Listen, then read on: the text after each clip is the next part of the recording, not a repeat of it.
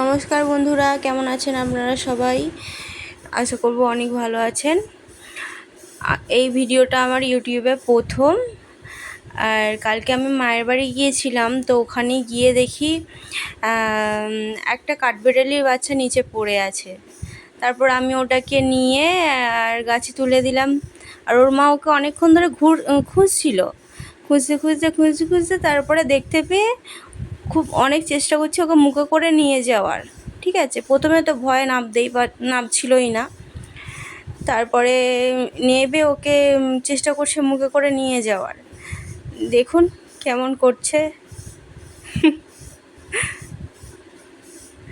বাচ্চাটা না অনেকবার পড়ে গিয়ে মানে একটু ক্লান্ত মতো হয়ে গিয়েছিল, তাই জন্য নড়াচড়া করছিল না, ডাকছিল ওর মাকে। দেখুন কেমন মুখে করে নিয়ে উপরে উঠে পড়লো। হাই সেই উপরে পুরো খেজুর গাছের